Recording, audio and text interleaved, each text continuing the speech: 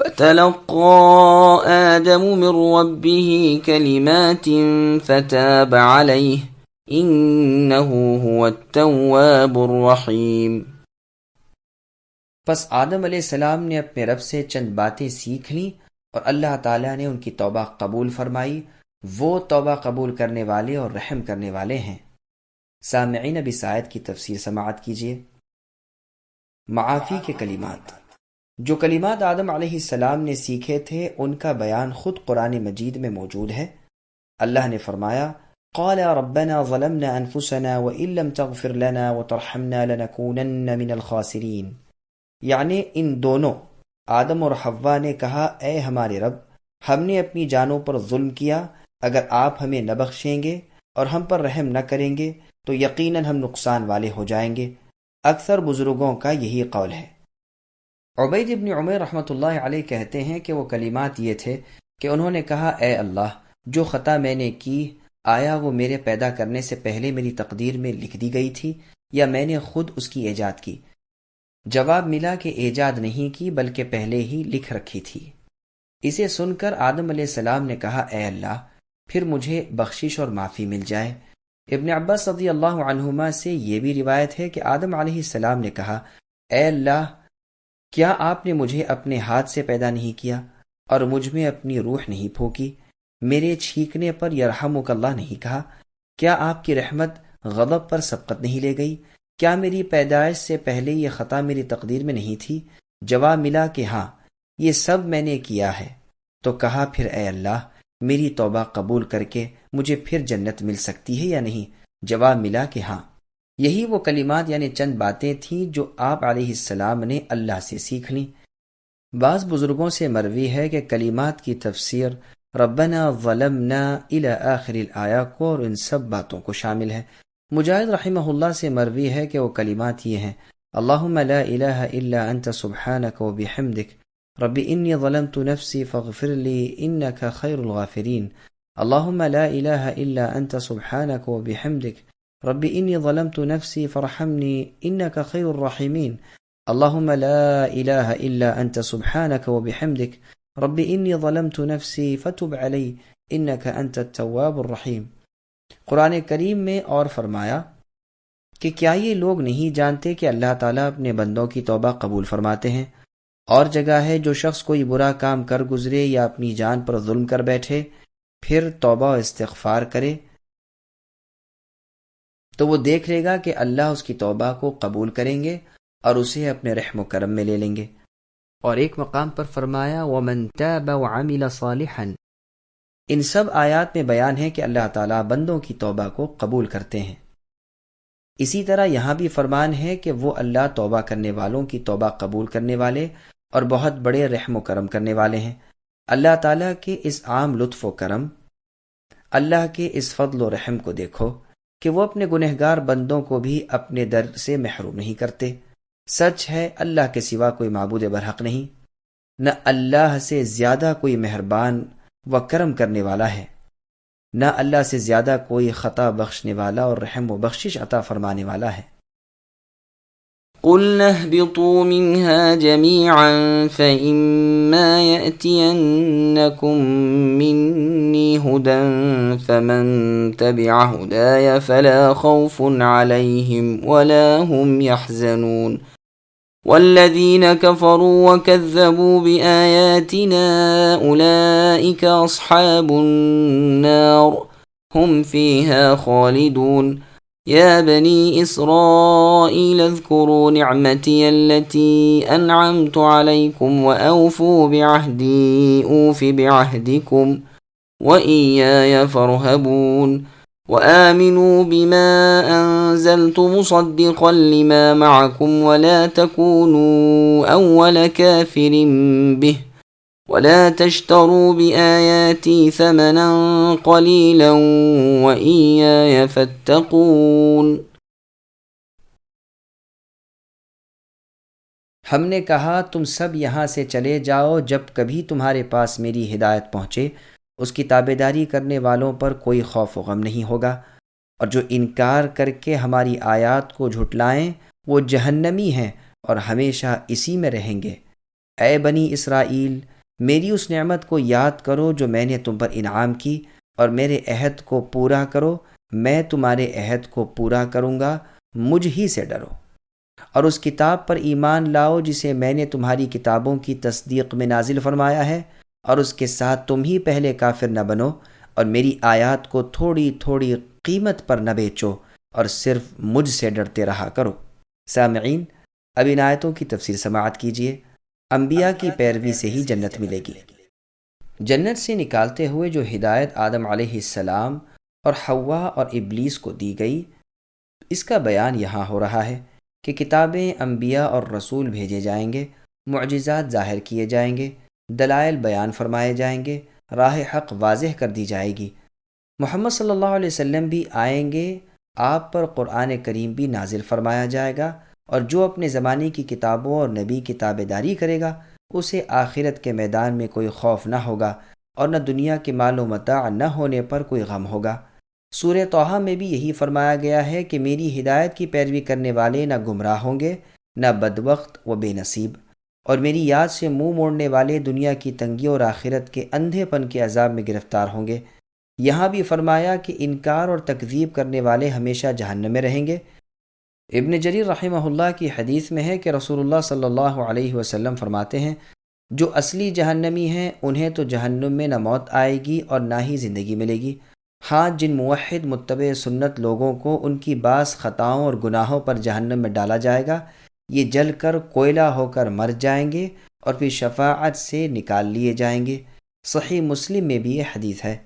دوسری دفعہ جو جنت سے نکل جانے کے حکم کو ذکر کیا گیا تو یہ اس لیے کہ یہاں دوسرے احکام بیان کرنے تھے، اور بعض کہتے ہیں پہلی مرتبہ جنت سے آسمان اول پر اتار دیا گیا تھا، دوبارہ آسمان اول سے زمین کی طرف اتارا گیا، لیکن صحیح قول پہلا ہی ہے، واللہ اعلم۔ بنی اسرائیل سے خطاب کے کافر نہ بنو۔ ان آیات میں بنی اسرائیل کو اسلام قبول کرنے اور رسول اللہ صلی اللہ علیہ وسلم کی تابعداری کرنے کا حکم ہو رہا ہے، اور کس لطیف پیرائے میں انہیں سمجھایا جاتا ہے کہ تم ایک پیغمبر کی اولاد میں سے ہو، اور تمہارے ہاتھوں میں کتاب اللہ موجود ہے، یعنی تورات، انجیل وغیرہ، اور قرآن اس کی تصدیق کر رہا ہے۔ پھر تمہیں نہ چاہیے کہ سب سے پہلے انکار تم ہی سے شروع ہو۔ اسرائیل نام تھا یعقوب علیہ السلام کا، تو گویا ان سے کہا جاتا ہے کہ تم میرے صالح اور فرمانبردار بندے کی اولاد ہو، تمہیں چاہیے کہ اپنے جد امجد کی طرح حقی تابعداری میں لگ جاؤ۔ جیسے کہا جاتا ہے کہ تم سخی کے لڑکے ہو، سخاوت میں آگے بڑھو، تم پہلوان کی اولاد ہو، داد شجاعت دو، تم عالم کے بچے ہو، علم میں کمال پیدا کرو۔ دوسری جگہ اس طرز کلام کو اسی طرح ادا کیا گیا ہے، ذریۃ من حملنا مع نوح انہ کان عبدا شکورا، یعنی ہمارے شکر گزار بندے نوح علیہ السلام کے ساتھ جنہیں ہم نے ایک عالمگیر طوفان سے بچایا تھا، یہ ان کی اولاد ہے۔ مسند طیالسی کی حدیث میں ہے کہ یہودیوں کی ایک جماعت سے رسول اللہ نے دریافت کیا کہ تم نہیں جانتے کہ اسرائیل نام تھا یعقوب علیہ السلام کا؟ وہ سب قسم کھا کر کہتے ہیں کہ واللہ یہ سچ ہے۔ تو رسول اللہ نے کہا، اے اللہ، آپ گواہ رہیے۔ اسرائیل کے لفظی معنی عبداللہ کے ہیں، یعنی اللہ کا بندہ۔ ان نعمتوں کو یاد دلایا جا رہا ہے جو قدرت کاملہ کی بڑی بڑی نشانیاں تھیں، مثلاً پتھر میں سے نہروں کا جاری کرنا، منہ و سلوہ اتارنا، فرعونیوں سے آزاد کرنا، انہی میں سے انبیاء اور رسولوں کو مبعوث کرنا، ان میں سلطنت اور بادشاہی عطا فرمانا وغیرہ۔ میرے وعدوں کو پورا کرو، یعنی جو عہد میں نے تم سے لیا تھا کہ جب محمد صلی اللہ علیہ وسلم آئیں اور آپ پر میری کتاب قرآن کریم اترے تو تم اس پر اور نبی صلی اللہ علیہ وسلم کی ذات پر ایمان لانا، وہ تمہارے بوجھ ہلکے کریں گے اور تمہاری زنجیریں توڑ دیں گے اور تمہارے طوق اتار دیں گے، اور میرا وعدہ بھی پورا ہو جائے گا کہ میں اس دین کے سخت احکام کے بدلے میں تمہیں اس آخر الزماں پیغمبر محمد صلی اللہ علیہ وسلم کے ذریعے تمہیں ایک آسان دین دے دوں گا۔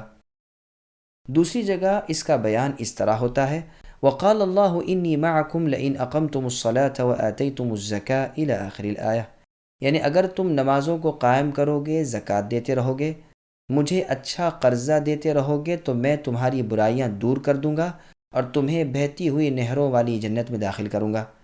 یہ مطلب بھی بیان کیا گیا ہے کہ تورات میں وعدہ کیا گیا تھا کہ اسماعیل علیہ السلام کی اولاد میں سے ایک ایسا عظیم الشان پیغمبر پیدا کروں گا جس کی تابع داری تمام مخلوق پر فرض کروں گا اور ان کے تابع داروں کو بخشوں گا، انہیں جنت میں داخل کروں گا اور بڑا اجر دوں گا۔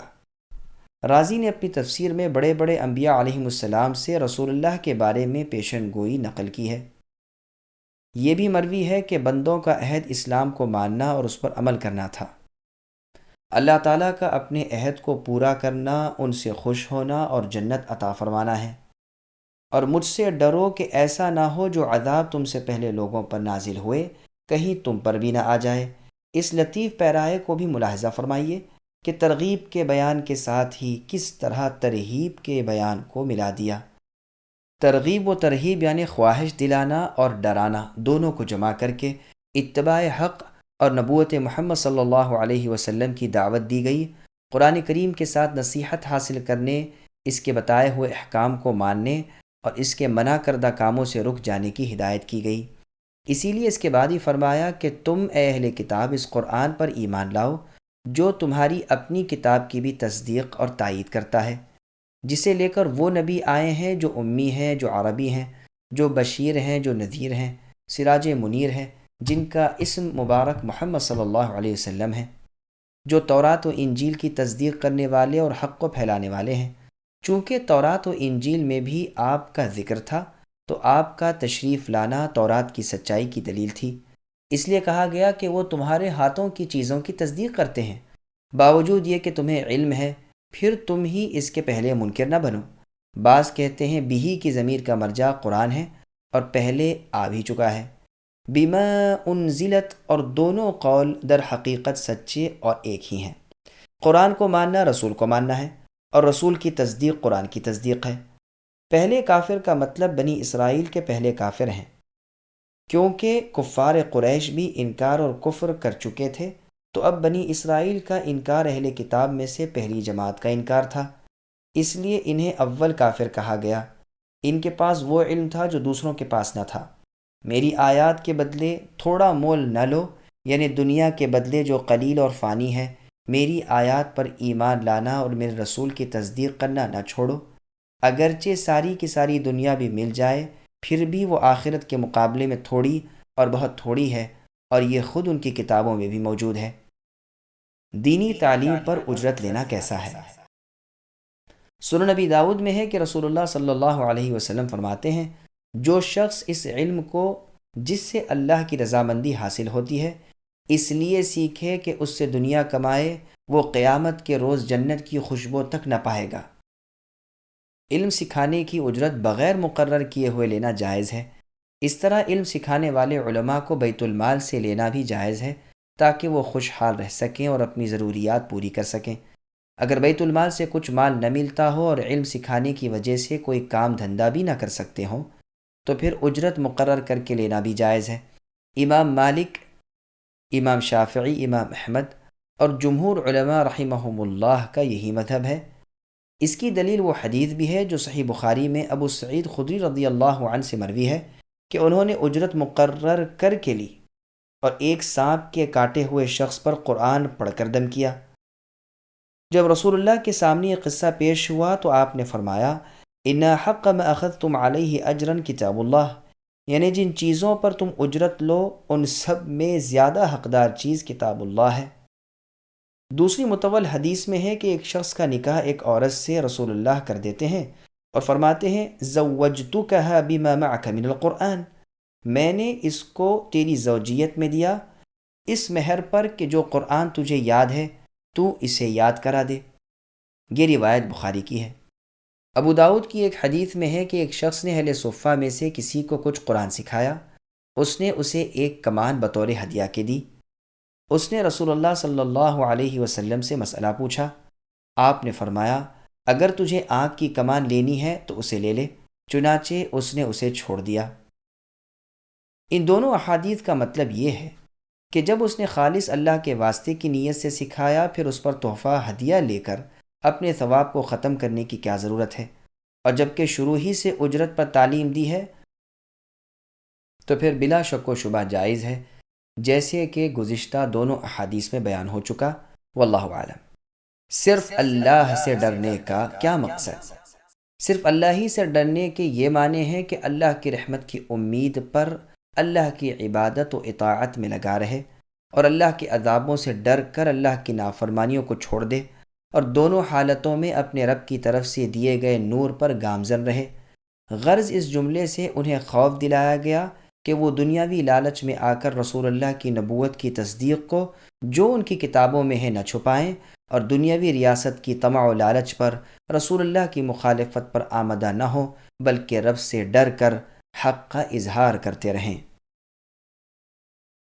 ولا تلبسوا الحق بالباطل وتكتموا الحق وأنتم تعلمون وأقيموا الصلاة وآتوا الزكاة واركعوا مع الراكعين۔ اور حق و باطل کے ساتھ خلط ملط نہ کیا کرو، اور نہ حق کو چھپاؤ، تمہیں تو خود اس کا علم ہے، اور نمازوں کو قائم رکھا کرو اور زکوٰۃ دیتے رہا کرو، اور رکوع کرنے والوں کے ساتھ رکوع کیا کرو۔ سامعین، اب ان آیتوں کی تفسیر سماعت کیجیے۔ حق کو چھپانا یہود کی خصلت ہے۔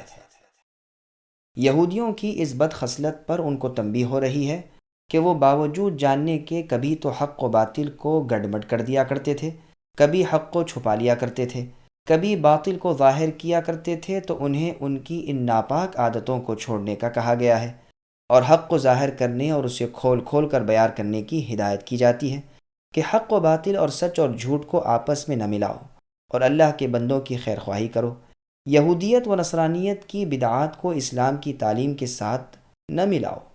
رسول اللہ کی پیشن گوئیاں جو تم اپنی کتابوں میں پاتے ہو، انہیں عوام الناس سے نہ چھپاؤ۔ تکتمو مجزوم بھی ہو سکتا ہے اور منصوب بھی، یعنی اسے جمع نہ کرو۔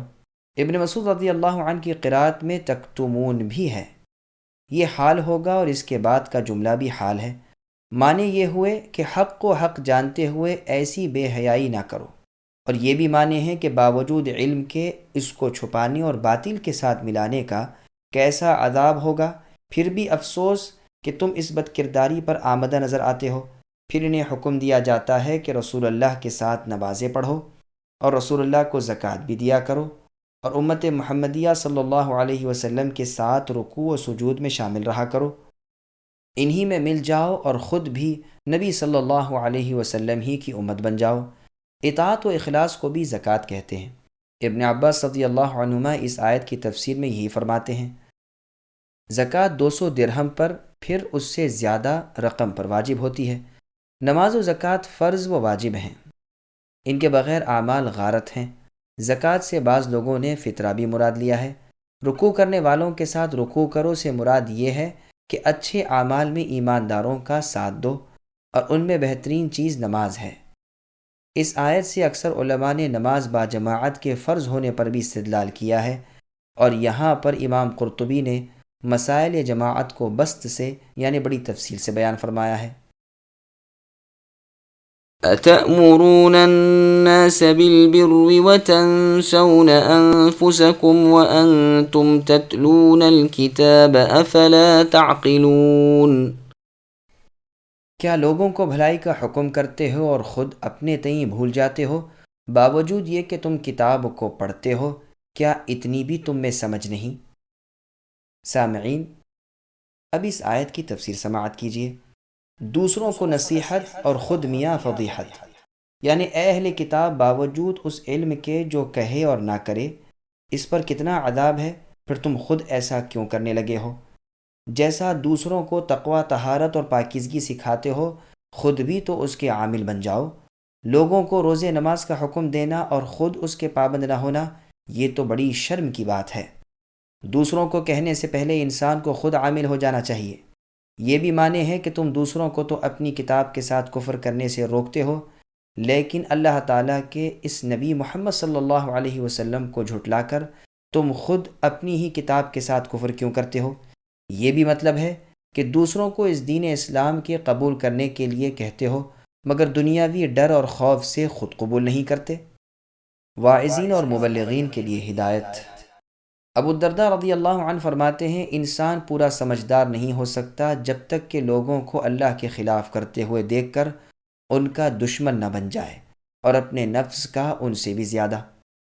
ان لوگوں کو اگر رشوت وغیرہ نہ ملتی تو حق بتا دیتے، لیکن خود عامل نہ تھے، جس کی وجہ سے اللہ تعالیٰ نے ان کی مذمت کی۔ یہاں پر یہ بات یاد رکھنی چاہیے کہ اچھی چیز کا حکم دینے پر ان کی برائی نہیں کی گئی، بلکہ خود نہ کرنے پر برائی بیان کی گئی ہے۔ اچھی بات کو کہنا تو خود اچھائی، بلکہ یہ تو واجب ہے، لیکن اس کے ساتھ ہی ساتھ انسان کو خود بھی اس پر عمل کرنا چاہیے، جیسے شعیب علیہ السلام نے فرمایا تھا وَمَا أُرِيدُ أَنْ أُخَالِفَكُمْ إِلَى مَا أَنْهَاكُمْ عَنْهُ، یعنی میں ایسا نہیں ہوں کہ تمہیں روکوں اور خود کروں، میرا ارادہ تو اپنی طاقت کے مطابق اصلاح کا ہے، میری توفیق اللہ تعالیٰ کی مدد سے ہے، میرا بھروسہ اللہ ہی پر ہے، اور میری رغبت اور رجوع بھی اللہ ہی کی طرف ہے۔ پس نیک کاموں کا حکم کرنا بھی واجب اور خود کرنا بھی واجب ہے۔ ایک واجب نہ کرنے سے دوسرا واجب چھوڑنا نہیں چاہیے۔ علماء سلف و خلف کا بھی قول یہی ہے، گو بعض لوگوں کا ایک قول یہ بھی ہے کہ برائیاں کرنے والا دوسروں کو اچھائیوں کا حکم نہ دے، لیکن یہ قول صحیح نہیں۔ پھر ان حضرات کا اس آیت سے دلیل پکڑنا تو بالکل ہی درست نہیں، بلکہ صحیح یہی ہے کہ بھلائی کا حکم کرے، برائی سے روکے، اور خود بھی کرے اور رکے۔ اگر دونوں چھوڑے گا تو دوہرا گنہگار ہوگا اور ایک کے ترک پر اکھیرا۔ مسند احمد میں حدیث ہے کہ رسول اللہ صلی اللہ علیہ وسلم فرماتے ہیں معراج والی رات میں نے دیکھا کہ کچھ لوگوں کے ہونٹ آنکھ کی قینچیوں سے کاٹے جا رہے ہیں۔ میں نے پوچھا یہ کون لوگ ہیں؟ تو کہا گیا کہ یہ آپ کی امت کے خطیب اور واعظ و عالم ہیں، جو لوگوں کو بھلائی سکھاتے تھے مگر خود نہیں کرتے تھے، باوجود علم کے سمجھ نہیں رکھتے تھے۔ دوسری حدیث میں ہے کہ ان کی زبانیں اور ہونٹ دونوں کاٹے جا رہے تھے۔ یہ حدیث صحیح ہے۔ ابن حبان، ابن ابی حاتم، ابن مردویہ وغیرہ میں یہ حدیث موجود ہے۔ ابو وائل رحمۃ اللہ علیہ فرماتے ہیں کہ ایک مرتبہ اسامہ رضی اللہ عنہ سے کہا گیا کہ آپ عثمان رضی اللہ عنہ سے کچھ کہتے نہیں۔ آپ نے جواب دیا کہ کیا میں ان کو لوگوں کے سامنے علی الاعلان کہوں؟ تب ہی کہنا ہوگا، میں تو انہیں پوشیدہ طور سے ہر وقت کہتا رہتا ہوں، لیکن میں کسی کام کو پھیلانا نہیں چاہتا۔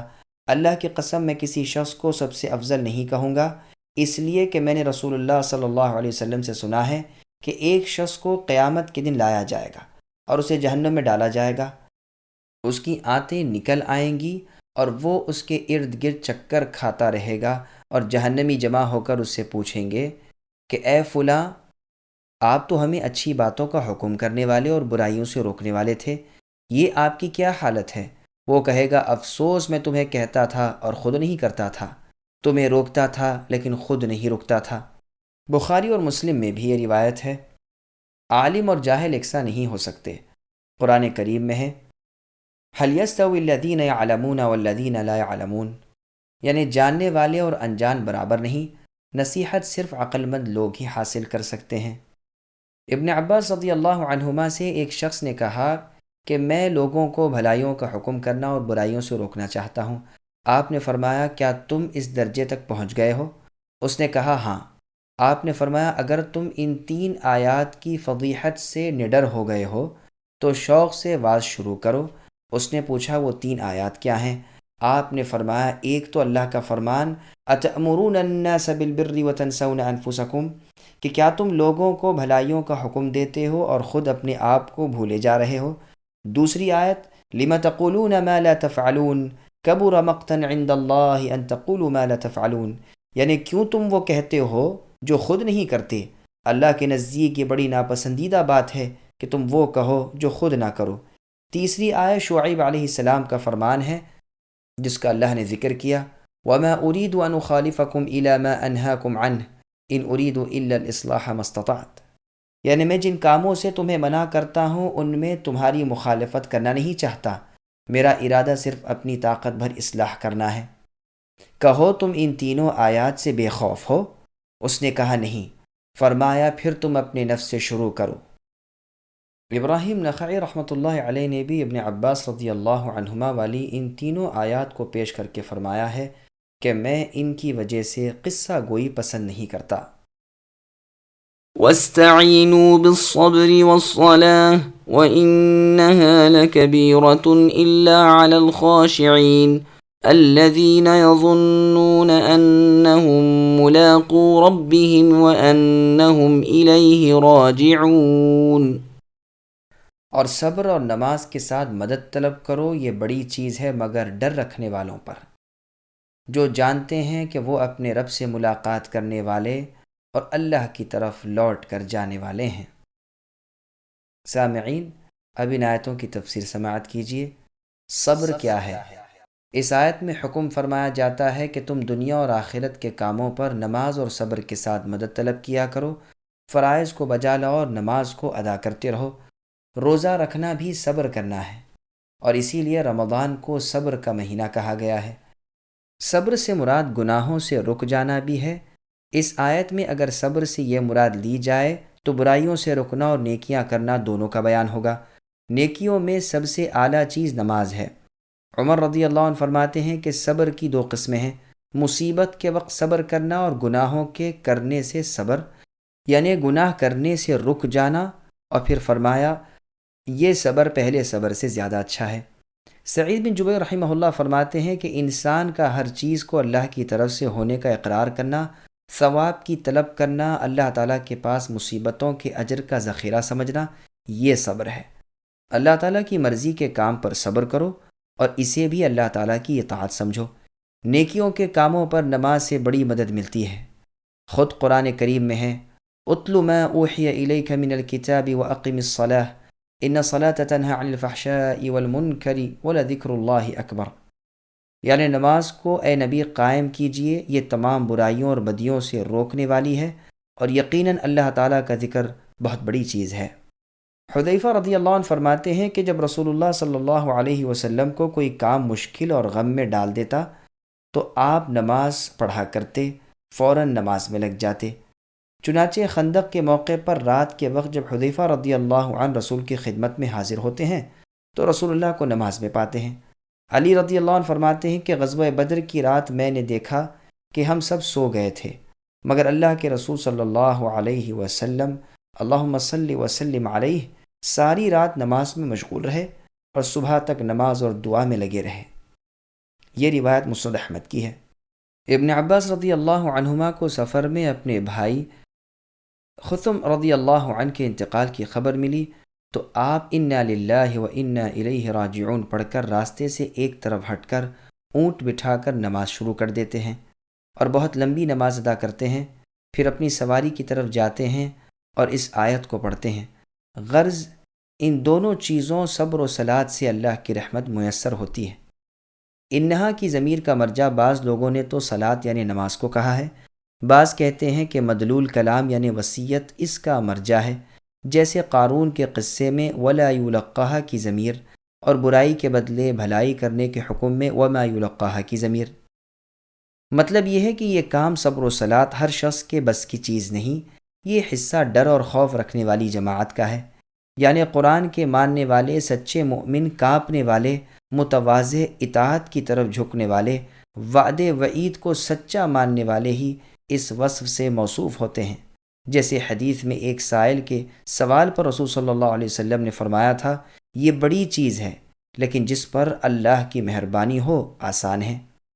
یہ حدیث ترمذی کی ہے۔ ابن جریر رحمہ اللہ نے آیت کے معنی کرتے ہوئے اسے بھی یہودیوں کے خطاب میں رکھا ہے، لیکن ظاہر بات یہ ہے کہ گویا بیان میں انہی کے ہے، لیکن حکم کے اعتبار سے عام ہے، واللہ اعلم۔ آگے چل کر خاشعین کی صفت ہے، اس میں ظن معنی میں یقین کے ہے، گو ظن شک کے معنی میں بھی آتا ہے، جیسے کہ صدفہ اندھیرے کے معنی میں ہے اور روشنی کے معنی میں بھی، اور صارخ کا لفظ فریاد رس اور فریاد کن دونوں پر بولا جاتا ہے، اور اسی طرح کے بہت سے نام ہیں جو ایسی دو مختلف چیزوں پر بولے جاتے ہیں۔ ظن یقین کے معنی میں عرب شعراء کے شعروں میں بھی آیا ہے، خود قرآن کریم میں اور جگہ ہے وَرَأَى الْمُجْرِمُونَ النَّارَ فَظَنُّوا أَنَّهُمْ مُوَاقِعُوهَا، یعنی گنہگار جہنم کو دیکھ کر یقین کر لیں گے کہ اب ہم اس میں جھونک دیے جائیں گے۔ یہاں بھی ظن یقین کے معنی میں ہے، بلکہ مجاہد رحمہ اللہ فرماتے ہیں کہ قرآن میں ایسی ہر جگہ ظن کا لفظ یقین اور علم کے معنی میں ہے۔ ابو العالیہ رحمہ اللہ بھی یہاں ظن کے معنی یقین کے کرتے ہیں۔ مجاہد، سدی، ربیع ابن انس، قتادہ، ابن جریج رحمہم اللہ کا بھی یہی قول ہے۔ قرآن کریم میں اور جگہ انی ظننت انی ملاق حسابیہ، یعنی مجھے یقین تھا کہ مجھے حساب سے دوچار ہونا ہے، آیا ہے۔ ایک صحیح حدیث میں ہے جس کو امام مسلم لائے ہیں کہ قیامت کے دن ایک گنہگار بندے سے اللہ تعالیٰ فرمائیں گے، کیا میں نے تجھے بیوی بچے نہیں دیے تھے؟ کیا تجھ پر طرح طرح کے انعامات نہیں کیے تھے؟ کیا تیرے لیے گھوڑے اور اونٹ مسخر نہیں کیے تھے؟ کیا تجھے راحت و آرام، کھانا پینا میں نے نہیں دیا تھا؟ یہ کہے گا ہاں پروردگار، یہ سب کچھ تھا۔ پھر اللہ تعالیٰ فرمائیں گے، کیا تیرا علم و یقین اس بات پر نہ تھا کہ تو مجھ سے ملنے والا ہے؟ یہ کہے گا ہاں اے اللہ، میں اسے نہیں مانتا تھا۔ اللہ تعالیٰ فرمائیں گے کہ بس تو جیسا مجھے بھول گیا تھا ایسے ہی آج میں تجھے بھلا دوں گا۔ اس حدیث میں بھی لفظ ظن کا ہے اور معنی میں یقین کے ہے۔ اس کی مزید تحقیق و تفصیل انشاء اللہ تعالی سورہ حشر کی آیت نمبر 19 نسوا اللہ فانساہم انفسہم کی تفسیر میں آگے آئے گی۔ يا بني إسرائيل اذكروا نعمتي التي أنعمت عليكم وأني فضلتكم على العالمين واتقوا يوما لا تجزي نفس عن نفس شيئا ولا يقبل منها شفاعة ولا يؤخذ منها عدل ولا هم ينصرون۔ اے اولاد یعقوب، میری اس نعمت کو یاد کرو جو میں نے تم پر انعام کی اور میں نے تمہیں تمام جہانوں پر فضیلت دی۔ اس دن سے ڈرتے رہو جب کوئی کسی کو نفع نہ دے سکے گا اور نہ شفاعت اور نہ سفارش قبول ہوگی اور نہ کوئی بدلہ اور فدیہ لیا جائے گا اور نہ وہ مدد کیے جائیں گے۔ سامعین، اب ان آیتوں کی تفسیر سماعت کیجیے۔ بنی اسرائیل یعنی اولاد یعقوب اور ان کے آبا و اجداد پر انعامات۔ بنی اسرائیل کے آبا و اجداد کو جو نعمتیں دی گئی تھیں اس کا ذکر ہو رہا ہے کہ ان میں سے رسول ہوئے، ان پر کتابیں اتریں اور ان کے زمانے کے اور لوگوں پر انہیں مرتبہ دیا، جیسے فرمایا وَلَقَدِ اخْتَرْنَاهُمْ عَلَى عِلْمٍ عَلَى الْعَالَمِينَ، یعنی انہیں ان کے زمانے کے اور لوگوں پر ہم نے علم میں فضیلت دی۔ اور جگہ فرمایا وَإِذْ قَالَ مُوسَى لِقَوْمِهِ يَا قَوْمِ اذْكُرُوا نِعْمَةَ اللَّهِ عَلَيْكُمْ إِذْ جَعَلَ فِيكُمْ أَنْبِيَاءَ وَجَعَلَكُمْ مُلُوكًا وَآتَاكُمْ مَا لَمْ يُؤْتِ أَحَدًا مِنَ الْعَالَمِينَ، یعنی موسیٰ علیہ السلام نے فرمایا، اے میری قوم، تم اللہ تعالیٰ کی اس نعمت کو یاد کرو جو تم پر انعام کی ہے۔ تم میں اللہ نے پیغمبر بنائے، تمہیں بادشاہ بنایا اور وہ دیا جو تمام زمانے کو نہیں دیا۔ تمام لوگوں پر فضیلت ملنے سے مراد ان کے زمانے کے تمام دوسرے لوگ ہیں، اس لیے کہ امت محمدیہ صلی اللہ علیہ وسلم ان سے یقیناً افضل ہیں۔ اس امت کی نسبت فرمایا گیا ہے کنتم خیر امت الی آخر الآیہ، تم بہتر امت ہو جو لوگوں کے لیے بنائی گئی ہو، تم بھلائیوں کا حکم کرنے والے اور برائیوں سے روکنے والے ہو اور اللہ تعالیٰ پر ایمان رکھتے ہو۔ اگر اہل کتاب بھی ایمان لاتے تو ان کے لیے بہتر ہوتا۔ مسانید اور سنن میں مروی ہے کہ رسول اللہ فرماتے ہیں تم 70ویں امت ہو اور سب سے بہتر اور بزرگ ہو۔ اس قسم کی اور بہت سی احادیث کا ذکر انشاءاللہ کنتم خیر امت سورہ آل عمران کی آیت نمبر 110 کی تفسیر میں آئے گا۔ اور کہا گیا ہے کہ تمام لوگوں پر ایک خاص قسم کی فضیلت مراد ہے جس سے ہر قسم کی فضیلت لازم نہیں آتی۔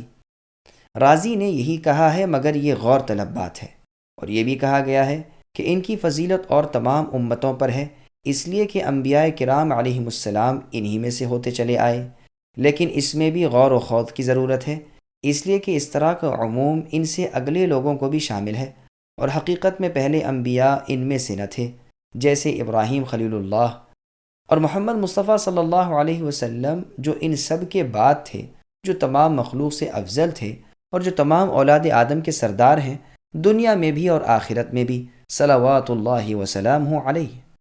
حشر میں کوئی سفارش اور فدیہ وغیرہ قبول نہیں ہوگا۔ نعمتوں کا بیان کر کے اب عذابوں سے ڈرایا جاتا ہے کہ کوئی کسی کو کچھ بھی فائدہ نہ دے گا، جیسے فرمایا وَلَا تَزِرُ وَازِرَةٌ وِزْرَ أُخْرَى، یعنی کسی کا بوجھ کسی پر نہ پڑے گا۔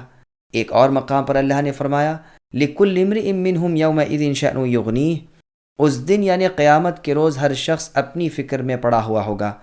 فرمایا اے لوگو اپنے رب کا خوف کھاؤ اور اس دن سے ڈرو جس دن باپ بیٹے کو اور بیٹا باپ کو کچھ بھی فائدہ نہیں پہنچا سکے گا۔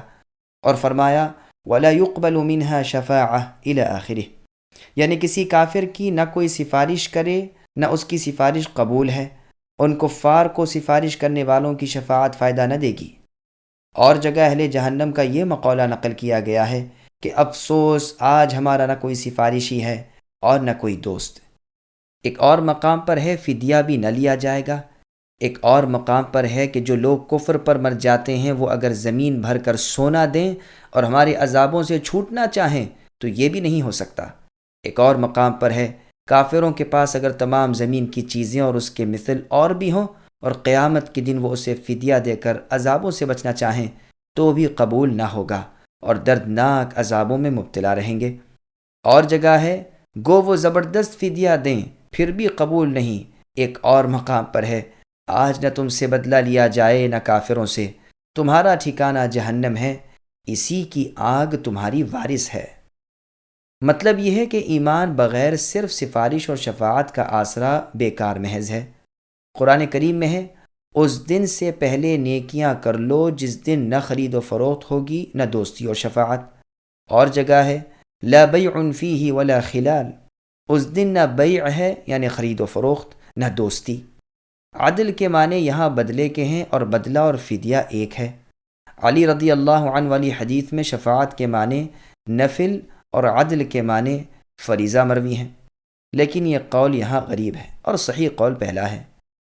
ان کی مدد بھی نہ کی جائے گی یعنی کوئی حمایتی نہ ہوگا، قرابتیں کٹ جائیں گی، جا و حشم جاتا رہے گا، کسی کے دل میں ان کی طرف سے رحم نہ رہے گا، نہ خود ان میں کوئی قدرت و قوت رہے گی۔ ایک اور مقام پر اللہ نے فرمایا وَهُوَ يُجِيرُ وَلَا يُجَارُ عَلَيْهِ، وہ اللہ پناہ دیتے ہیں اور اللہ کی پکڑ سے نجات دینے والا کوئی نہیں۔ ایک اور جگہ اللہ نے فرمایا آج کے دن نہ اللہ کا سا کوئی عذاب کر سکے نہ اللہ کی سی قید و بند۔ ایک اور جگہ اللہ نے فرمایا مَا لَكُمْ لَا تَنَاصَرُونَ بَلْ هُمُ الْيَوْمَ مُسْتَسْلِمُونَ، تم اے کافرو آج کیوں ایک دوسرے کی مدد نہیں کرتے، بلکہ وہ سب کے سب آج گردن جھکائے تابع فرمان بڑے کھڑے ہیں۔ ایک اور آیت میں ہے فَلَوْلَا نَصَرَهُمُ الَّذِينَ اتَّخَذُوا مِن دُونِ اللَّهِ قُرْبَانًا آلِهَةً، یعنی جن کی وہ اللہ کے سوا اللہ کی نزدیکی کے لیے پوجا پاٹ کرتے تھے، آج وہ معبودان باطلہ ان عابدوں کی مدد کیوں نہیں کرتے بلکہ وہ تو گم ہو گئے۔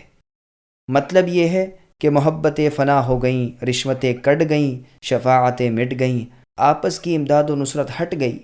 معاملہ اس عادل حاکم جبار و قہار اللہ تعالی مالک الملک سے پڑا ہے، جس کے ہاں سفارشوں کی سفارشیں اور مددگاروں کی مدد کچھ کام نہ آئے بلکہ اپنی تمام برائیوں کا بدلہ بھگتنا پڑے۔ ہاں یہ اللہ کی کمال بندہ پروری اور رحم و کرم، انعام و اکرام ہے کہ گناہ کا بدلہ برابر دے اور نیکی کا بدلہ کم از کم 10 گنا بڑھا دے۔ قرآن کریم میں ایک اور مقام پر ارشاد فرمایا ہے کہ انہیں ذرا ٹھہرا تاکہ ان سے ایک سوال کر لیا جائے کہ آج یہ ایک دوسرے کی مدد سے ہٹ کر اپنی فکر میں کیوں مشغول ہیں، بلکہ ہمارے سامنے گردن جھکائے اور تابع فرمان بنے کھڑے ہیں۔ وَإِذْ نَجَّيْنَاكُمْ مِنْ آلِ فِرْعَوْنَ يَصُومُونَكُمْ سُوءَ الْعَذَابِ يُذَبِّحُونَ أَبْنَاءَكُمْ وَيَسْتَحْيُونَ نِسَاءَكُمْ وَفِي ذَلِكُمْ بَلَاءٌ مِّن رَّبِّكُمْ عَظِيمٌ وَإِذْ فَرَقْنَا بِكُمُ الْبَحْرَ فَأَنجَيْنَاكُمْ وَأَغْرَقْنَا آلَ فِرْعَوْنَ وَأَنْتُمْ تَنظُرُونَ۔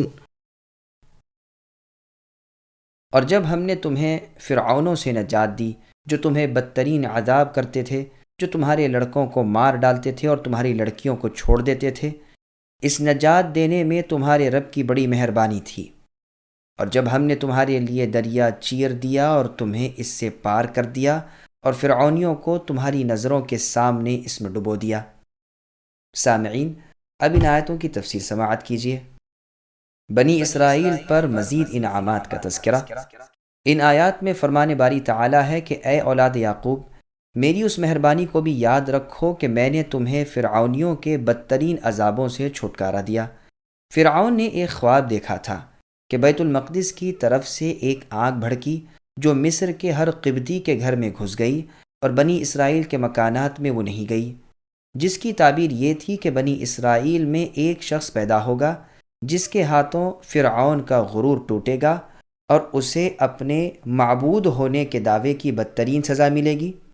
اس لیے اس ملعون نے چاروں طرف احکام جاری کر دیے کہ بنی اسرائیل میں جو بچہ ہو سرکاری طور پر اس بات کا خیال رکھا جائے گا، لڑکا ہو تو فوراً مار ڈالا جائے اور اگر لڑکی ہو تو چھوڑ دی جائے، اور بنی اسرائیل سے سخت بگار لی جائے اور مشقت کے کاموں کا بوجھ ان پر ڈال دیا جائے۔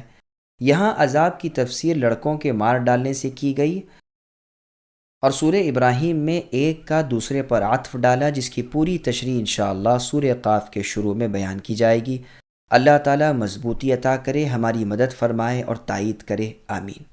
یسومونکم کے معنی لگا دینے اور ہمیشگی کرنے کے آتے ہیں، یعنی وہ برابر دکھ دیتے جاتے تھے۔ چونکہ اس آیت میں پہلے یہ فرمایا تھا میری انعام کی ہوئی نعمت کو یاد کرو، اس لیے فرعونیوں کے عذاب کو تفسیر کے طور پر لڑکوں کے قتل کرنے سے بیان فرمایا، اور سورہ ابراہیم کے شروع میں فرمایا تھا کہ تم اللہ تعالیٰ کی نعمتوں کو یاد کرو، اس لیے وہاں عطف کے ساتھ بیان فرمایا تاکہ نعمتوں کی تعداد زیادہ ہو، یعنی متفرق عذابوں سے اور بچوں کے قتل ہونے سے تمہیں موسیٰ علیہ السلام کے ہاتھوں نجات دلوائی۔ مصر کے جتنے بادشاہ عمالق وغیرہ کفار میں سے ہوئے تھے ان سب کو فرعون کہا جاتا تھا، جیسے روم کے کافر بادشاہ کو قیصر اور فارس کے کافر بادشاہ کو کسریٰ اور یمن کے کافر بادشاہ کو تبع اور حبشہ کے کافر بادشاہ کو نجاشی اور ہند کے کافر بادشاہ کو بطلیموس۔ اس فرعون کا نام ولید ابن مصعب ابن ریان تھا، بعض نے مصعب ابن ریان بھی کہا ہے۔ یہ عملیق ابن اودم ابن ارم ابن سالم ابن نوح علیہ السلام کی اولاد میں سے تھا۔ اس کی کنیت ابو مرہ تھی، اصل میں استخر کے فارسیوں کی نسل میں سے تھا۔ اللہ کی پھٹکار اور لعنت اس پر نازل ہو۔ پھر آگے اللہ نے فرمایا اس نجات دینے میں ہماری طرف سے ایک بڑی بھاری نعمت تھی۔ بلا ان کے اصل معنی آزمائش کے ہیں، لیکن یہاں پر ابن عباس رضی اللہ عنہما، مجاہد ابو العالیہ سدی رحمۃ اللہ علیہم وغیرہ سے نعمت کے معنی منقول ہیں۔ امتحان اور آزمائش بھلائی برائی دونوں کے ساتھ ہوتی ہے، لیکن بلوتہ بلاءً کا لفظ عموماً برائی کی آزمائش کے لیے، اور ابلیہ ابلاءً و بلاءً لفظ بھلائی کے ساتھ آزمائش کے لیے آتا ہے۔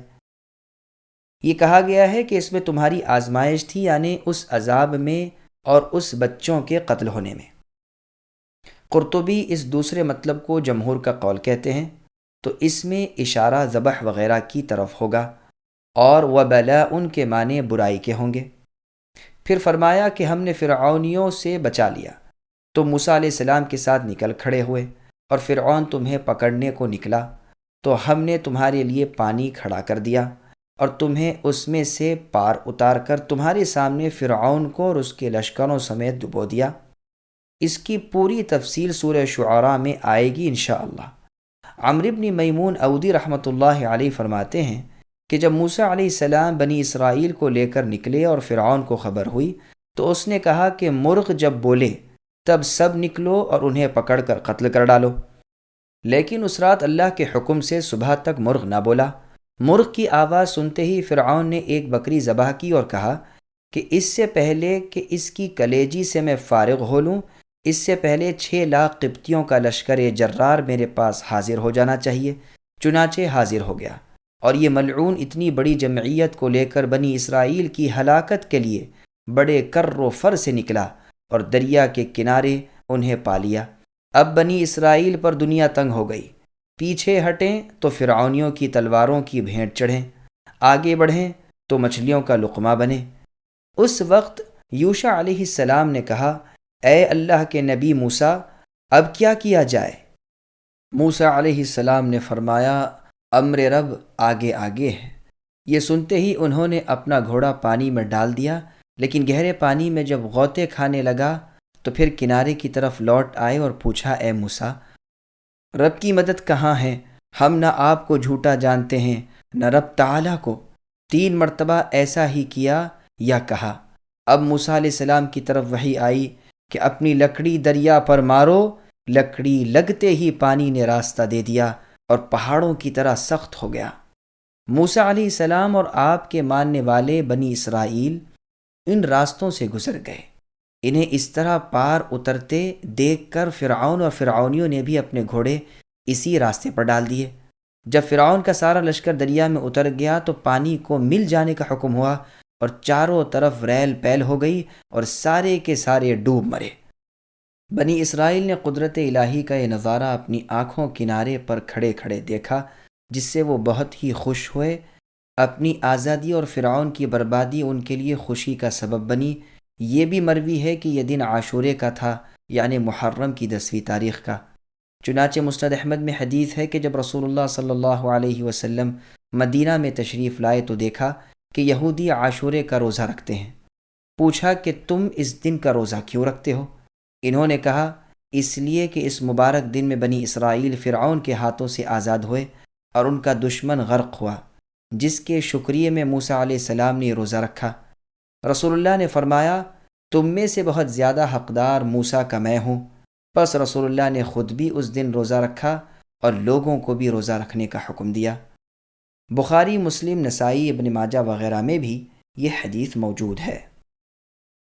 وَإِذْ وَاعَدْنَا مُوسَىٰ 40 لَيْلَةً ثُمَّ اتَّخَذْتُمُ الْعِجْلَ مِن بَعْدِهِ وَأَنْتُمْ ظَالِمُونَ ثُمَّ عَفَوْنَا عَنْكُمْ مِن بَعْدِ ذَلِكَ لَعَلَّكُمْ تَشْكُرُونَ وَإِذْ آتَيْنَا مُوسَى الْكِتَابَ وَالْفُرْقَانَ لَعَلَّكُمْ تَهْتَدُونَ وَإِذْ قَالَ مُوسَى لِقَوْمِهِ يَا قَوْمِ إِنَّكُمْ ظَلَمْتُمْ أَنفُسَكُمْ بِاتِّخَاذِكُمُ الْعِجْلَ فَتُوبُوا إِلَى بَارِئِكُمْ فَاقْتُلُوا أَنفُسَكُمْ ذَلِكُمْ خَيْرٌ لَكُمْ عِندَ بَارِئِكُمْ فَتَابَ عَلَيْكُمْ إِنَّهُ هُوَ التَّوَّابُ الرَّحِيمُ۔ ہم نے موسیٰ علیہ السلام سے 40 راتوں کا وعدہ کیا، پھر تم نے اس کے بعد بچھڑا پوجنا شروع کر دیا اور ظالم بن گئے، لیکن ہم نے باوجود اس کے پھر بھی تمہیں معاف کر دیا تاکہ تم شکر کرو، اور ہم نے موسیٰ علیہ السلام کو تمہاری ہدایت کے لیے کتاب اور معجزے عطا فرمائے۔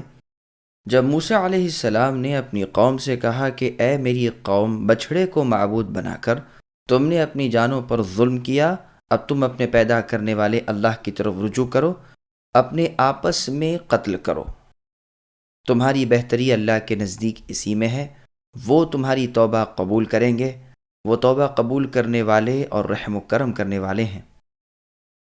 سامعین، اب آیتوں کی تفسیر سماعت کیجیے۔ 40 راتوں کا وعدہ اور بچھڑے کی پوجا۔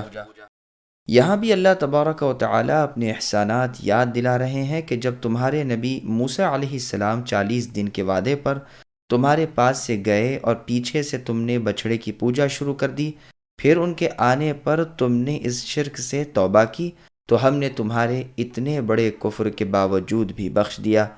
اور جگہ قرآن میں ہے وَوَعَدْنَا مُوسَىٰ 30 لَيْلَةً وَأَتْمَمْنَاهَا ب10 إلى آخر الآیہ، یعنی ہم نے موسیٰ علیہ السلام سے 30 راتوں کا وعدہ کیا اور 10 بڑھا کر پوری 40 راتوں کا کیا۔ کہا جاتا ہے کہ یہ وعدے کا زمانہ ذوالقعدہ کا پورا مہینہ اور 10 دن ذوالحجہ کے تھے۔ یہ واقعہ فرعونیوں سے نجات پا کر دریا سے بچ کر نکل جانے کے بعد پیش آیا تھا۔ کتاب سے مراد تورات ہے، اور فرقان ہر اس چیز کو کہتے ہیں جو حق و باطل، ہدایت اور ضلالت میں فرق کرے۔ یہ کتاب بھی اس واقعے کے بعد ملی، جیسے کہ سورہ اعراف کے اس واقعے کے طرز بیان سے ظاہر ہوتا ہے۔ دوسری جگہ من بعد ما اہلکنا القرون الاولی بھی آیا ہے، یعنی ہم نے سابقہ لوگوں کو ہلاک کرنے کے بعد موسیٰ علیہ السلام کو وہ کتاب دی جو سب لوگوں کے لیے بصیرت افزا اور ہدایت و رحمت ہے، تاکہ وہ نصیحت حاصل کریں۔ یہ بھی کہا گیا ہے کہ واو زائد ہے، اور خود کتاب کو فرقان کہا گیا ہے، لیکن یہ غریب قول ہے۔ بعض نے کہا ہے کتاب پر فرقان کا عطف ہے، یعنی کتاب بھی دی اور معجزہ بھی دیا۔ دراصل معنی کے اعتبار سے دونوں کا مفہوم ایک ہی ہے، اور ایسی ایک چیز دو ناموں سے بطور عطف کلام عرب میں آیا کرتی ہے۔ شعراء عرب کے بہت سے اشعار اس کے شاہد ہیں۔ یہاں ان کی توبہ کا طریقہ بیان ہو رہا ہے۔ انہوں نے بچھڑے کو پوجا اور اس کی محبت نے ان کے دلوں میں گھر کر لیا۔ پھر موسیٰ علیہ السلام کے سمجھانے سے ہوش آیا اور نادم ہوئے اور اپنی گمراہی کا یقین کر کے توبہ و استغفار کرنے لگے۔ تب انہیں حکم ہوا کہ تم آپس میں قتل کرو، چنانچہ انہوں نے یہ کیا اور اللہ تعالیٰ نے ان کی توبہ قبول کی اور قاتل و مقتول دونوں کو بخش دیا۔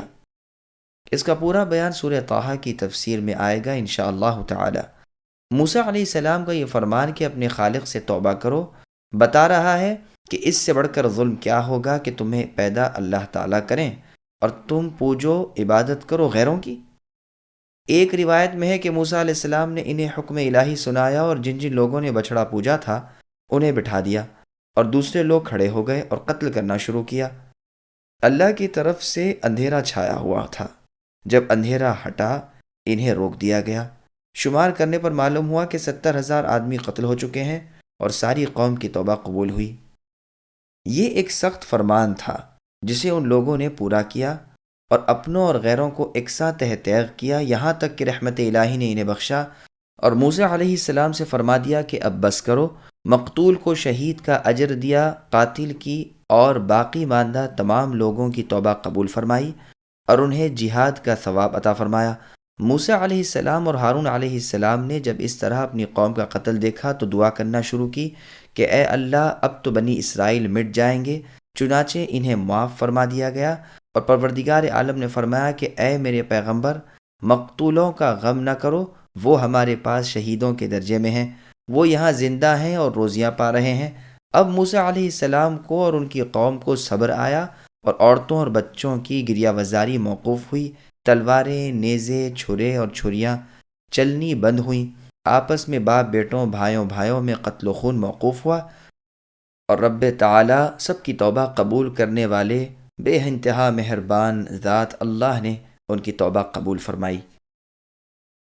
وَإِذْ قُلْتُمْ يَا مُوسَىٰ لَن نُّؤْمِنَ لَكَ حَتَّىٰ نَرَى اللَّهَ جَهْرَةً فَأَخَذَتْكُمُ الصَّاعِقَةُ وَأَنتُمْ تَنظُرُونَ ثُمَّ بَعَثْنَاكُم مِّن بَعْدِ مَوْتِكُمْ لَعَلَّكُمْ تَشْكُرُونَ۔ اور اے بنی اسرائیل، تم اسے بھی یاد کرو کہ تم نے موسیٰ علیہ السلام سے کہا تھا کہ جب تک ہم اپنے رب کو سامنے نہ دیکھ لیں گے ہرگز ایمان نہ لائیں گے۔ جس گستاخی کی سزا میں تم پر تمہارے دیکھتے ہوئے بجلی گری، لیکن پھر اس لیے کہ تم شکر گزاری کرو اس موت کے بعد بھی ہم نے تمہیں زندہ کر دیا۔ سامعین، اب ان آیتوں کی تفسیر سماعت کیجیے۔ موسیٰ علیہ السلام جو اپنے ساتھ بنی اسرائیل کے 70 آدمیوں کو لے کر اللہ کے وعدے کے مطابق کوہ طور پر گئے اور ان لوگوں نے کلام الہی سنا تو موسیٰ علیہ السلام سے کہنے لگے، ہم تو جب مانیں جب اللہ تعالیٰ کو اپنے سامنے نہ دیکھ لیں۔ اس گستاخانہ سوال پر ان پر آسمان سے ان کے دیکھتے ہوئے بجلی گری اور ایک سخت ہولناک آواز بلند ہوئی جس سے سب کے سب مر گئے۔ موسیٰ علیہ السلام یہ دیکھ کر گریہ وزاری کرنے لگے اور رو رو کر اللہ تعالیٰ کے حضور میں عرض کرنے لگے کہ اے اللہ، بنی اسرائیل کو میں کیا جواب دوں گا؟ یہ جماعت تو ان کے سرداروں اور بہترین لوگوں کی تھی۔ پروردگار، اگر یہی چاہت تھی تو انہیں اور مجھے اس سے پہلے ہی مار ڈالتے۔ اے اللہ، بے وقوفوں کی بے وقوفی کے کام پر ہمیں نہ پکڑیے۔ یہ دعا مقبول ہوئی اور آپ کو بتایا گیا کہ یہ بھی دراصل بچھڑا پوجنے والوں میں سے تھے۔ انہیں سزا مل گئی، پھر انہیں زندہ کر دیا اور ایک کے بعد ایک کر کے سب زندہ کیے گئے۔ ایک دوسرے کے زندہ ہونے کو ایک دوسرا دیکھتا رہا۔ اللہ تعالیٰ کو دیکھنے کا احمقانہ سوال اور اس کا انجام۔ محمد ابن اسحاق رحمہ اللہ فرماتے ہیں کہ جب موسیٰ علیہ السلام اپنی قوم کے پاس آئے اور انہیں بچھڑا پوجتے ہوئے دیکھا اور اپنے بھائی ہارون علیہ السلام کو اور سامری کو تنبیہ کی، بچھڑے کو جلا دیا اور اس کی راکھ دریا میں بہا دی۔ اس کے بعد ان میں سے بہترین لوگوں کو چن کر اپنے ساتھ لیا جن کی تعداد 70 تھی، اور کوہ طور پر توبہ کرنے کے لیے چلے۔ ان سے کہا کہ تم توبہ کرو اور روزہ رکھو، پاک صاف ہو جاؤ، کپڑوں کو پاک کر لو۔ جب وہ حکم الہی طور سینا پہنچے تو ان لوگوں نے کہا کہ اے اللہ کے پیغمبر موسیٰ، اللہ تعالیٰ سے دعا کیجئے کہ وہ اپنا کلام ہمیں بھی سنائے۔ جب موسیٰ علیہ السلام پہاڑ کے پاس پہنچے تو ایک بادل نے آ کر سارے پہاڑ کو ڈھک لیا اور آپ اسی کے اندر اندر اللہ تعالیٰ کے قریب ہو گئے۔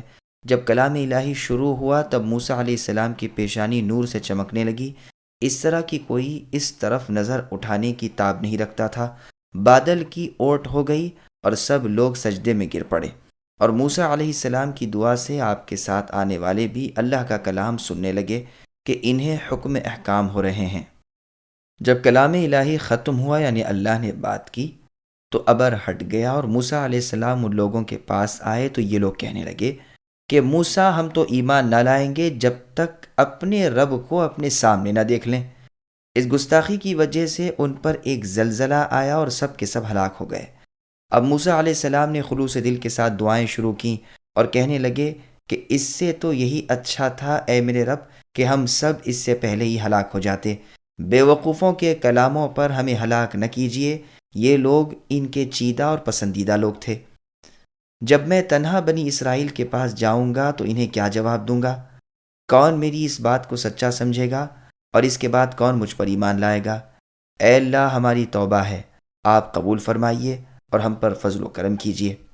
موسیٰ علیہ السلام یوں ہی خشوع و خضوع سے دعا مانگتے رہے، یہاں تک کہ پروردگار نے ان کی اس دعا کو قبول فرمایا اور ان مردودوں کو زندہ کر دیا۔ اب سب نے ایک زبان ہو کر بنی اسرائیل کی طرف سے توبہ شروع کی۔ ان سے فرمایا گیا کہ جب تک وہ اپنی جانوں کو ہلاک نہ کریں اور ایک دوسرے کو قتل نہ کریں، میں ان کی توبہ قبول نہ فرماؤں گا۔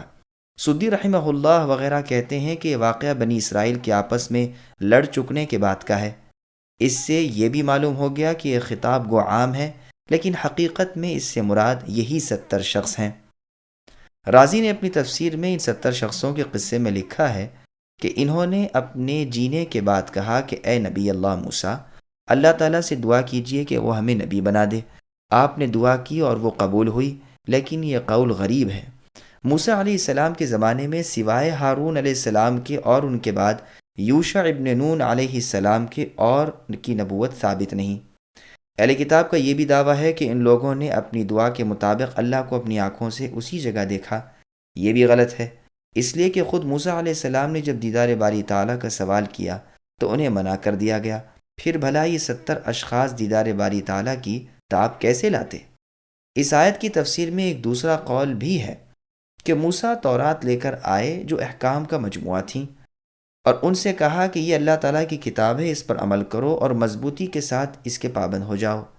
تو وہ کہنے لگے کہ موسیٰ، ہمیں کیا خبر، اللہ تعالیٰ خود آ کر ظاہر ہو کر ہم سے کیوں نہیں کہتے؟ کیا وجہ ہے کہ وہ آپ سے باتیں کرے اور ہم سے نہ کرے؟ جب تک ہم اللہ کو خود نہ دیکھ لیں ہرگز ایمان نہ لائیں گے۔ اس قول پر ان کے اوپر غضب الہی نازل ہوا اور ہلاک کر دیے گئے، پھر زندہ کیے گئے۔ پھر موسیٰ علیہ السلام نے انہیں کہا کہ اب تو اس تورات کو تھام لو۔ انہوں نے پھر انکار کیا۔ اب کی مرتبہ فرشتے پہاڑ اٹھا کر لائے اور ان کے سروں کے اوپر معلق کر دیا یعنی لٹکا دیا کہ اگر نہ مانو گے تو یہ پہاڑ گرا دیا جائے گا اور تم سب پیس ڈالے جاؤ گے۔ اس سے یہ بھی معلوم ہوا کہ مرنے کے بعد یہ جی اٹھے اور پھر بھی مکلف رہے، یعنی احکام الہی پھر بھی ان پر جاری رہے۔ ماوردی نے کہا ہے، بعض لوگ کہتے ہیں کہ جب انہوں نے اللہ تعالیٰ کی یہ زبردست نشانی دیکھ لی، مرنے کے بعد زندہ ہوئے، تو پھر تکلیف شرعی ان پر سے ہٹ گئی، اس لیے کہ اب تو یہ مجبور تھے کہ سب کچھ مان لیں۔ خود ان پر یہ واردات پیش آئی، اب تصدیق ایک بے اختیار امر ہو گیا۔ دوسری جماعت کہتی ہے کہ نہیں، بلکہ باوجود اس کے وہ احکام شرع کے مکلف رہے، کیونکہ ہر عاقل مکلف ہے۔ قرطبی کہتے ہیں ٹھیک قول یہی ہے، یہ امور ان پر قدرتی طور سے اللہ کی جانب سے آئے تھے جو انہیں پابندی شرع سے آزاد نہیں کر سکتے۔ خود بنی اسرائیل نے بھی بڑے بڑے معجزات دیکھے، خود ان کے ساتھ ایسے ایسے کام ہوئے کہ جو بالکل نادر خلاف قیاس اور زبردست معجزات تھے، باوجود اس کے وہ بھی مکلف رہے۔ اسی طرح یہ بھی ٹھیک قول یہی ہے اور واضح امر بھی یہی ہے، واللہ اعلم۔ وَظَلَّلْنَا عَلَيْكُمُ الْغَمَامَ وَأَنزَلْنَا عَلَيْكُمُ الْمَنَّ وَالسَّلْوَىٰ كلوا من طيبات ما رزقناكم وما ظلمونا ولكن كانوا أنفسهم يظلمون۔ اور ہم نے اے بنی اسرائیل تم پر بادل کا سایہ کیا اور تم پر منہ و سلوہ اتارا اور کہہ دیا کہ ہماری دی ہوئی پاکیزہ چیزیں کھاتے رہو، اور انہوں نے ہم پر تو ظلم نہیں کیا، البتہ وہ خود اپنی جانوں پر ظلم کیا کرتے تھے۔ سامعین اب اس آیت کی تفسیر سماعت کیجیے۔ بنی اسرائیل پر بادلوں کا سایہ۔ گزشتہ آیت میں بیان ہوا تھا کہ فلاں بلائیں ہم نے اے بنی اسرائیل تم پر سے دفع کر دیں۔ اب بیان ہو رہا ہے کہ فلاں فلاں نعمتیں بھی ہم نے تمہیں عطا فرمائی۔ غمام غمامتن کی جمع ہے، چونکہ آسمان کو چھپا لیتا ہے اس لیے اسے غمامہ کہتے ہیں۔ یہ ایک سفید رنگ کا بادل تھا جو وادی طی میں ان کے سروں پر سایہ کیے رہتا تھا، جیسے نسائی وغیرہ میں ابن عباس رضی اللہ عنہما سے ایک لمبی حدیث میں مروی ہے۔ ابن ابی حاتم رحمہ اللہ کہتے ہیں کہ ابن عمر، ربیع ابن انس، ابو مجلس، ضحاک اور سدی رحمۃ اللہ علیہم نے بھی یہی کہا ہے۔ حسن و قتادہ رحمہم اللہ نے بھی اس کی تائید کی ہے۔ بعض لوگ کہتے ہیں کہ یہ بادل معمول کے بادلوں سے زیادہ ٹھنڈک والا اور زیادہ عمدہ تھا۔ مجاہد رحمۃ اللہ علیہ فرماتے ہیں یہ وہی بادل تھا جس میں اللہ تعالیٰ قیامت کے دن آئیں گے۔ ابو حذیفہ رضی اللہ عنہ کا قول بھی یہی ہے، هل ينظرون الا ان ياتيهم الله في ظلل من الغمام والملائکہ۔ اس آیت میں اس کا ذکر ہے کہ کیا ان کافر لوگوں کو اس کا انتظار ہے کہ اللہ تعالیٰ بادل میں آئیں اور اللہ کے فرشتے؟ یہی وہ بادل ہے جس میں بدر والے دن فرشتے نازل ہوئے تھے۔ اللہ تعالیٰ کی نعمت خاص منہ و سلوہ۔ بنی اسرائیل پر جو من اترا وہ درختوں پر اترا تھا۔ یہ صبح جاتے تھے اور جمع کر کے کھا لیا کرتے تھے۔ وہ گوند کی قسم کا تھا، کوئی کہتا ہے شبنم کی طرح کا تھا۔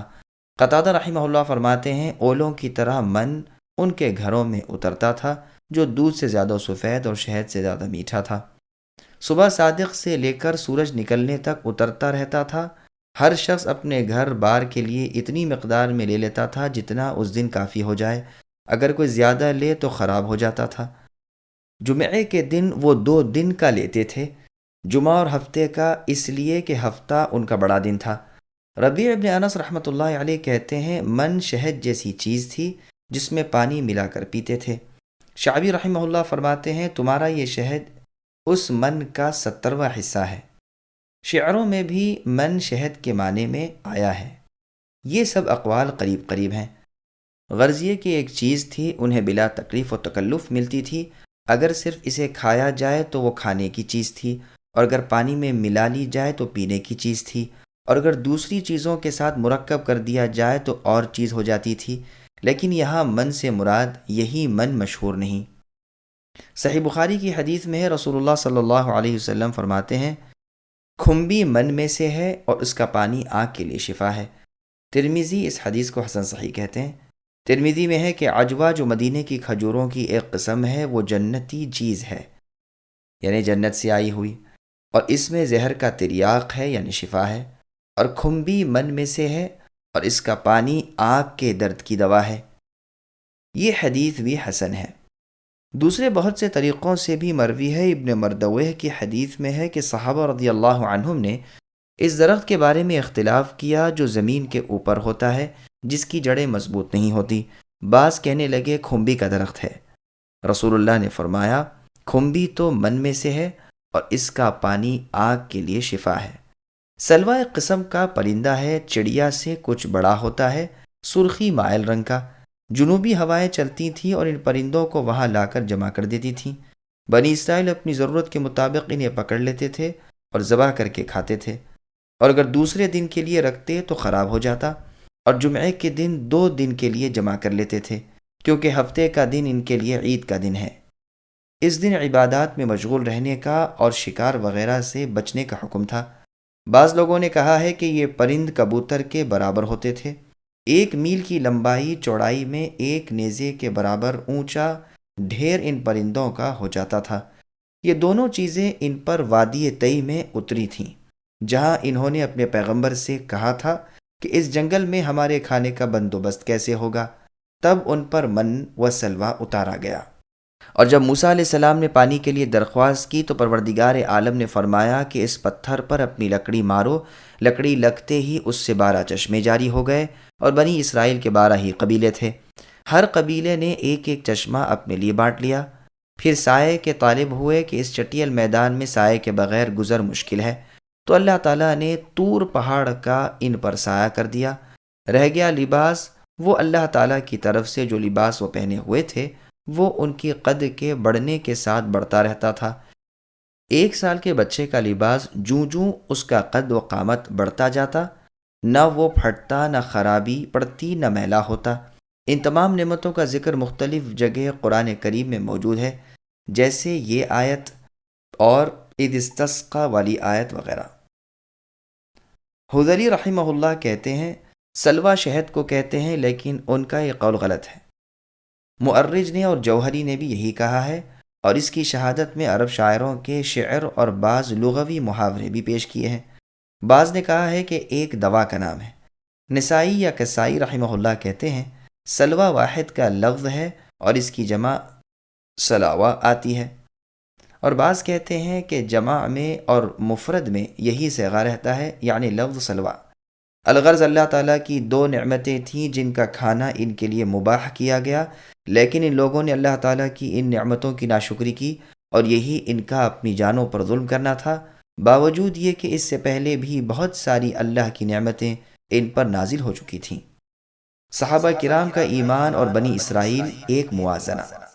بنی اسرائیل کی حالت کا یہ نقشہ آنکھوں کے سامنے رکھ کر پھر اصحاب رسول اللہ صلی اللہ علیہ وسلم کی حالت پر نظر ڈالو کہ وہ باوجود سخت سے سخت مصیبتیں جھیلنے کے اور بے انتہا تکلیفیں برداشت کرنے کے وہ اتباع رسول پر اور عبادت الہی پر جمے رہے، نہ معجزات طلب کیے، نہ دنیا کی راحتیں مانگی، نہ اپنے عیش کے لیے کوئی نئی چیز پیدا کرنے کی خواہش کی۔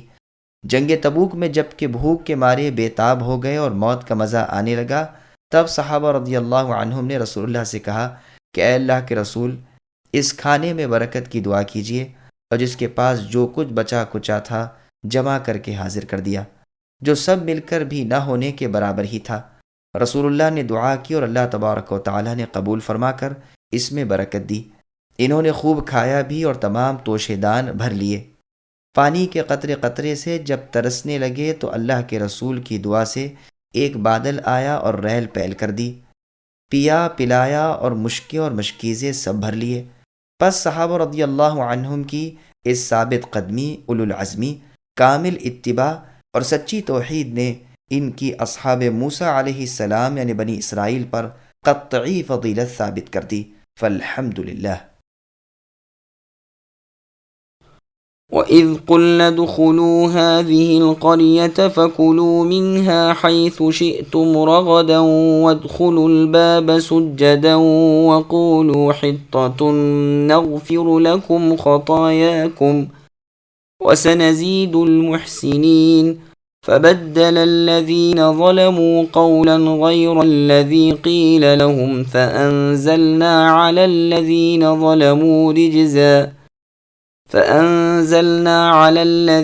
ظَلَمُوا رِجْزًا مِّنَ السَّمَاءِ بِمَا كَانُوا يَفْسُقُونَ۔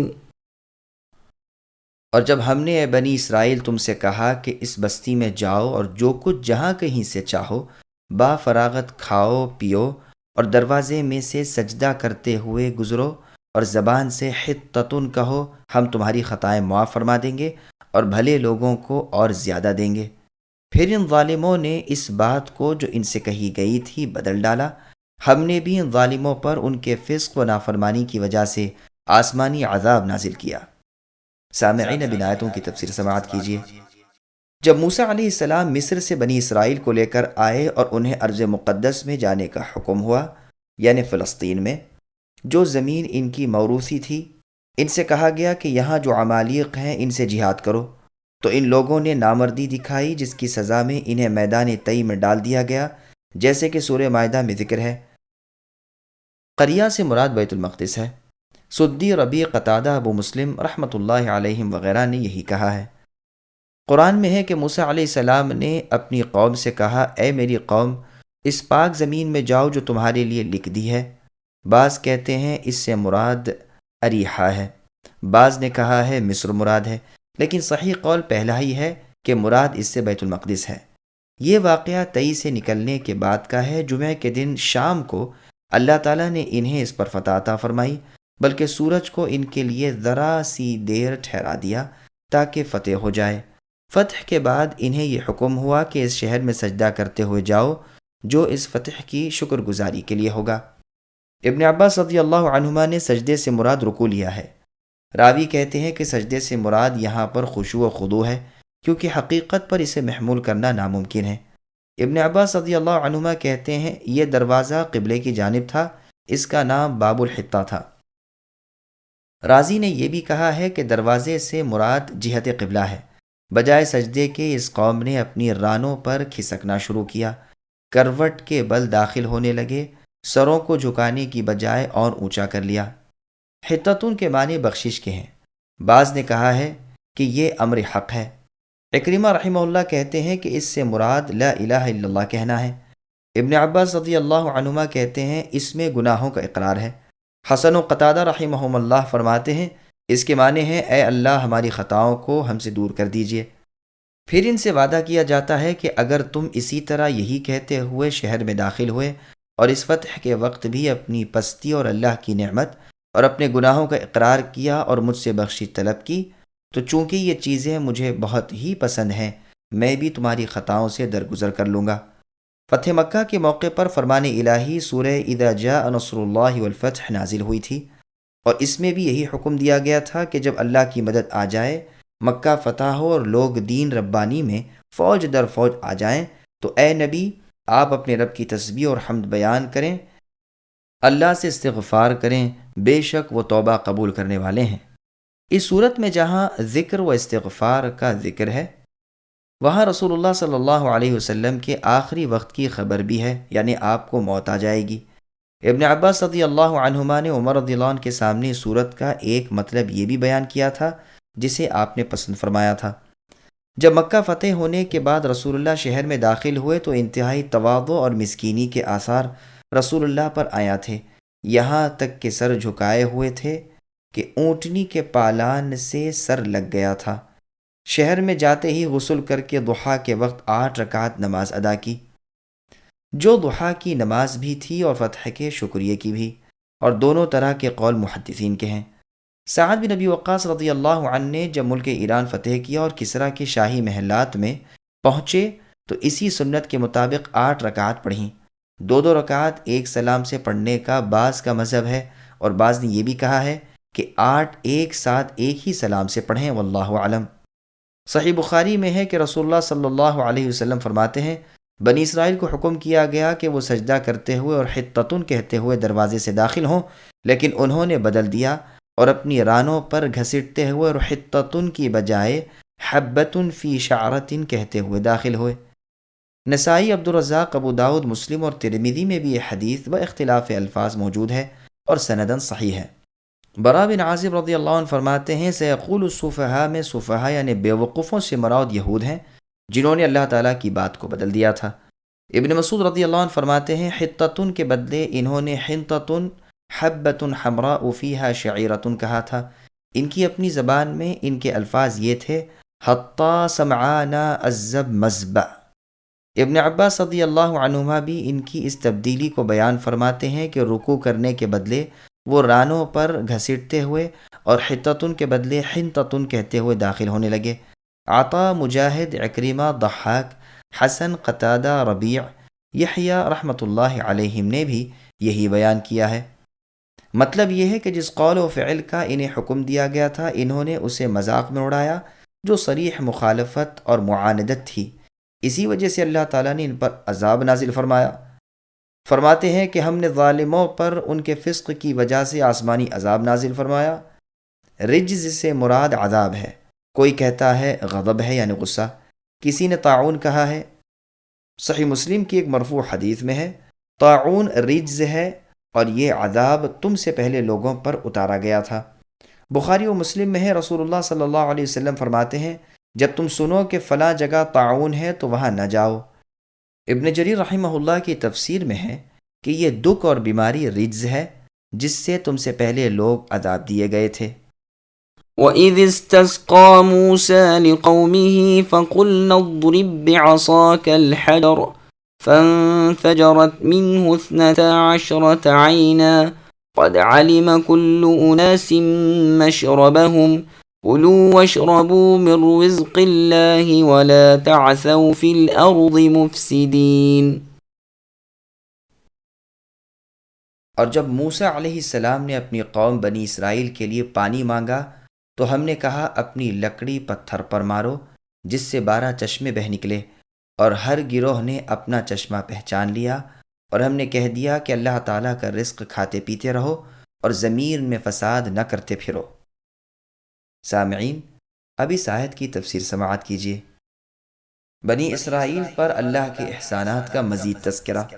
یہ ایک اور نعمت یاد دلائی جا رہی ہے کہ اے بنی اسرائیل، جب تمہارے نبی موسیٰ نے تمہارے لیے پانی طلب کیا تو ہم نے اس پتھر سے چشمے بہا دیے جو تمہارے ساتھ رہا کرتا تھا، اور تمہارے ہر قبیلے کے لیے اس میں سے ایک ایک چشمہ ہم نے جاری کر دیا، اور ہم نے کہہ دیا کہ من و سلوہ کھاتے رہو اور ان چشموں کا پانی پیتے رہو، اور اس بے محنت کی روزی کھا پی کر ہماری عبادت میں لگے رہو، نافرمانی کر کے زمین میں فساد مت پھیلاؤ ورنہ یہ نعمتیں چھن جائیں گی۔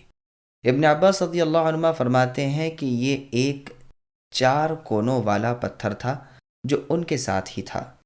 موسیٰ علیہ السلام نے بحکم الہی اس پر لکڑی ماری، چاروں طرف سے 3 نہریں بہہ نکلیں۔ یہ پتھر بیل کے سر جتنا تھا جو بیل پر لاد دیا جاتا تھا، جہاں اترتے رکھ دیتے اور لکڑی لگتے ہی اس میں سے نہریں بہہ نکلتی، جب کوچ کرتے اٹھا لیتے نہریں بند ہو جاتی اور پتھر کو ساتھ رکھ لیتے۔ یہ پتھر طور پہاڑ کا تھا، 1 ہاتھ لمبا اور 1 ہاتھ چوڑا۔ بعض کہتے ہیں یہ جنتی پتھر تھا، 10 ہاتھ لمبا چوڑا تھا، 2 شاخیں تھیں جو چمکتی رہتی تھیں۔ ایک اور قول ہے کہ یہ پتھر آدم علیہ السلام کے ساتھ جنت سے آیا تھا اور یوں ہی ہاتھوں ہاتھ پہنچتا ہوا شعیب علیہ السلام کو ملا تھا۔ انہوں نے لکڑی اور یہ پتھر دونوں موسیٰ علیہ السلام کو دیے تھے۔ بعض کہتے ہیں یہ وہی پتھر ہے جس پر موسیٰ علیہ السلام اپنے کپڑے رکھ کر نہا رہے تھے، اور بحکم الہی یہ پتھر آپ کے کپڑے لے کر بھاگا تھا۔ اسے موسیٰ علیہ السلام نے بمشورہ جبرائیل علیہ السلام اٹھا لیا تھا، جس سے یہ معجزہ آپ کا ظاہر ہوا۔ زمخشری کہتے ہیں کہ حجر پر الف لام جنس کے لیے ہے، عہد کے لیے نہیں، یعنی کسی ایک پتھر پر لکڑی مارو، یہ نہیں کہ فلاں پتھر پر ہی مارو۔ حسن سے بھی یہی مروی ہے اور یہی معجزے کا کمال اور قدرت کا پورا اظہار ہے۔ موسیٰ علیہ السلام کی لکڑی لگتے ہی وہ بہنے لگتا اور پھر دوسری لکڑی لگتے ہی خشک ہو جاتا۔ بنی اسرائیل آپس میں کہنے لگے کہ اگر یہ پتھر گم ہو گیا تو ہم پیاسے مرنے لگیں گے، تو اللہ تعالیٰ نے فرمایا کہ تم لکڑی نہ مارو، صرف زبانی کہو کہ انہیں یقین آ جائے، واللہ عالم۔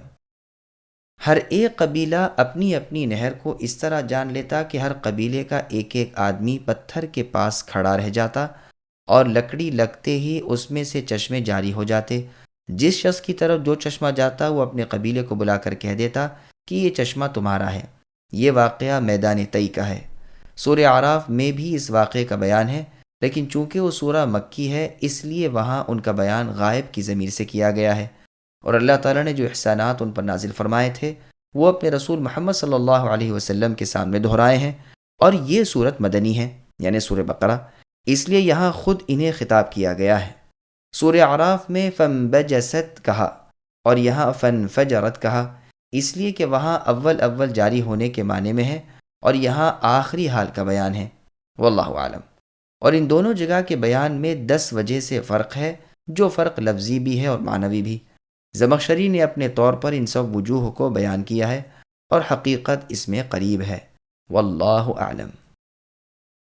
وَإِذْ قُلْتُمْ يَا مُوسَىٰ لَن نَّصْبِرَ عَلَىٰ طَعَامٍ وَاحِدٍ فَادْعُ لَنَا رَبَّكَ يُخْرِجْ لَنَا مِمَّا تُنبِتُ الْأَرْضُ مِن بَقْلِهَا وَقِثَّائِهَا وَفُومِهَا وَعَدَسِهَا وَبَصَلِهَا قَالَ تَسْتَبْدِلُونَ الَّذِي هُوَ أَدْنَىٰ بِالَّذِي هُوَ خَيْرٌ اهْبِطُوا مِصْرًا فَإِنَّ لَكُم مَّا سَأَلْتُمْ وضربت عليهم الذلة والمسكنة وباءوا بغضب من الله ذلك بأنهم كانوا يكفرون بآيات الله ويقتلون النبيين بغير الحق ذلك بما عصوا وكانوا يعتدون۔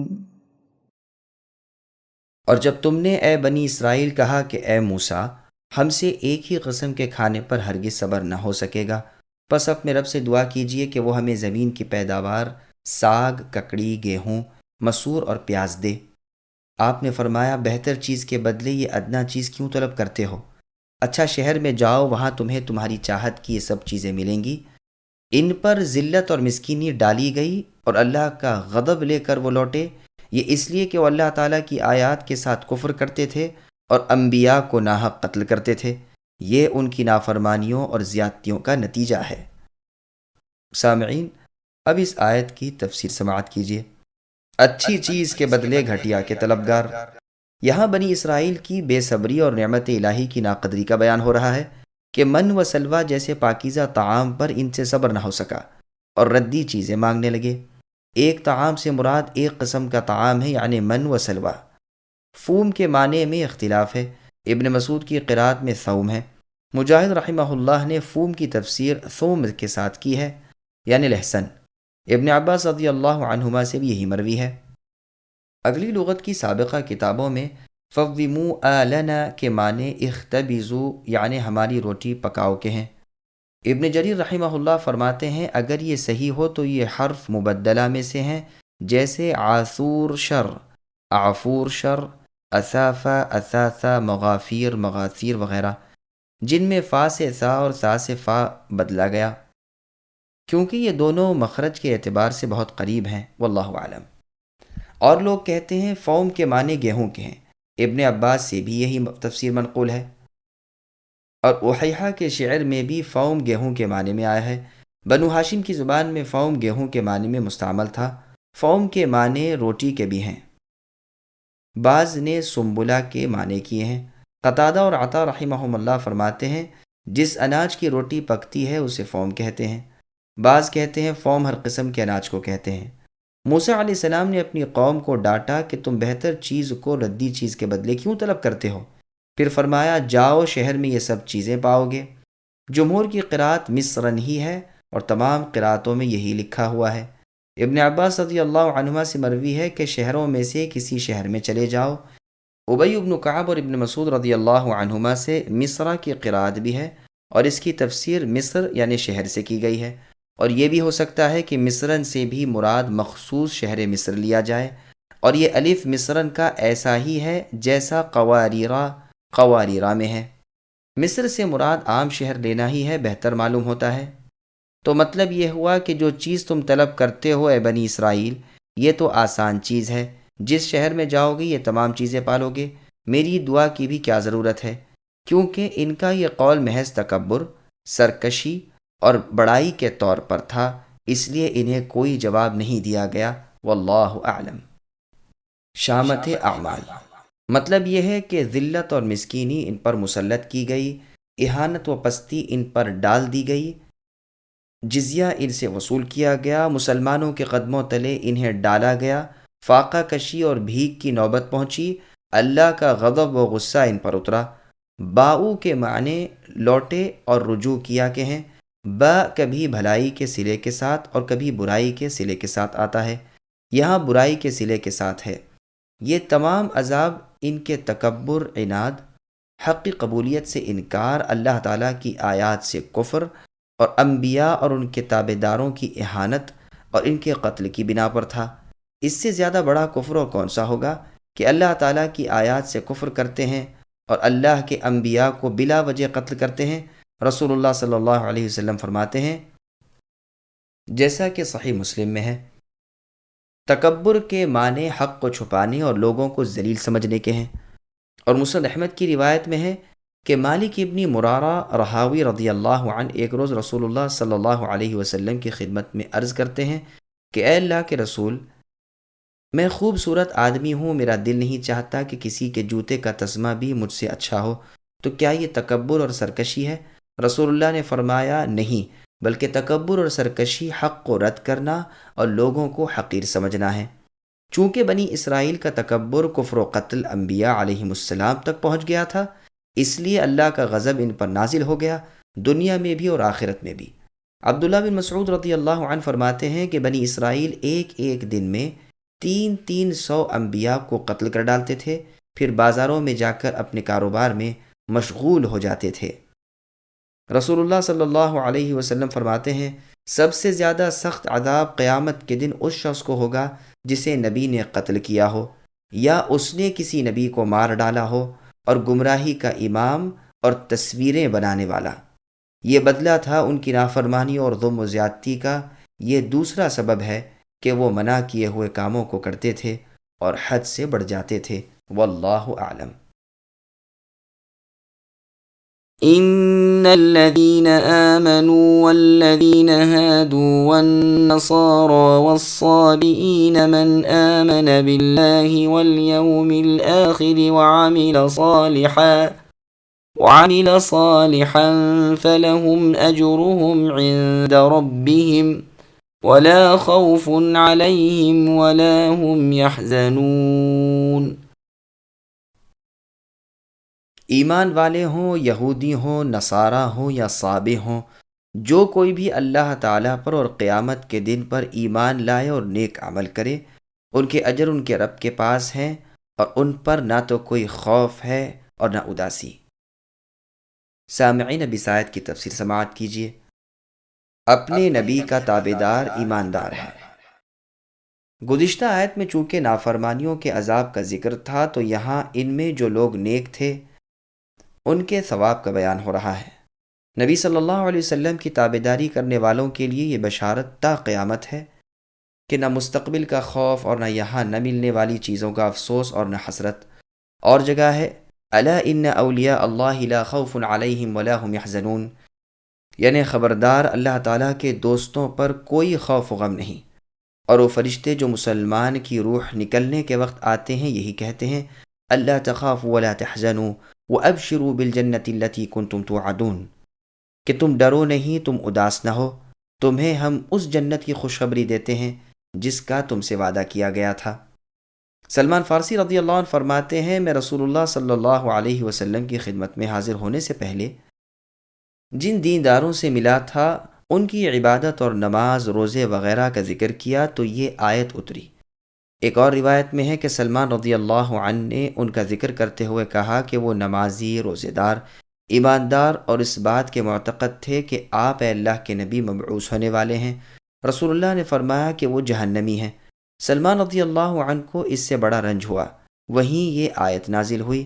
لیکن یہ واضح رہے کہ یہودیوں میں سے ایماندار وہ ہے جو تورات کو مانتا ہو اور سنت موسیٰ علیہ السلام کا عامل ہو، لیکن جب عیسیٰ علیہ السلام آ جائیں تو ان کی تابعداری کرے اور ان کی نبوت کو برحق سمجھے۔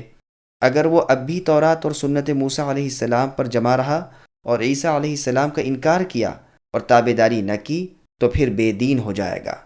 اسی طرح نصرانیوں میں سے ایماندار وہ ہے جو انجیل کو کلام اللہ مانے، عیسیٰ علیہ السلام کی لائی ہوئی شریعت پر عمل کرے، اور اگر اپنے زمانے میں پیغمبر آخر الزماں محمد صلی اللہ علیہ وسلم کو پالے تو رسول اللہ کی تابعداری اور آپ کی نبوت کی تصدیق کرے۔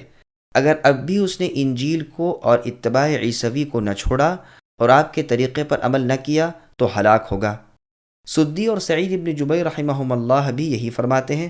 مطلب یہ ہے کہ ہر نبی کا تابعدار اس کا ماننے والا ایماندار اور صالح ہے اور اللہ کے ہاں نجات پانے والا، لیکن جب دوسرا نبی آیا اور اس نے اس کا انکار کیا تو کافر ہو جائے گا۔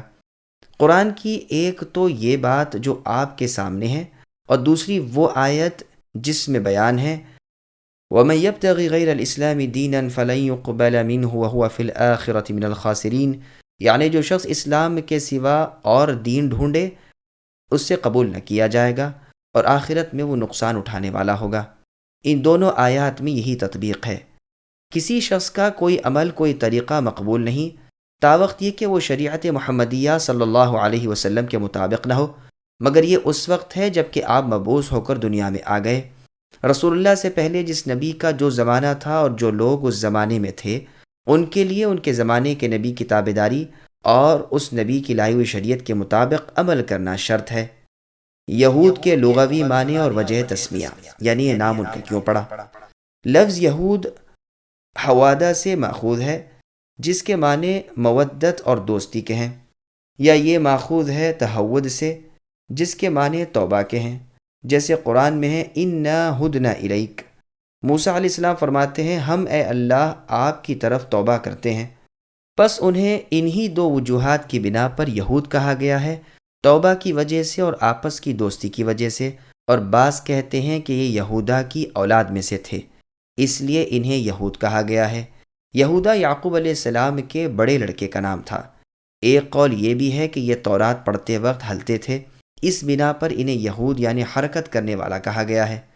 جب عیسیٰ علیہ السلام کی نبوت کا زمانہ آیا تو بنی اسرائیل پر آپ کی نبوت کی تصدیق اور آپ کے فرمان کی اتباع واجب ہوئی، اور ان کا نام نصارہ ہوا، کیونکہ انہوں نے آپس میں ایک دوسرے کی نصرت یعنی تائید اور مدد کی تھی۔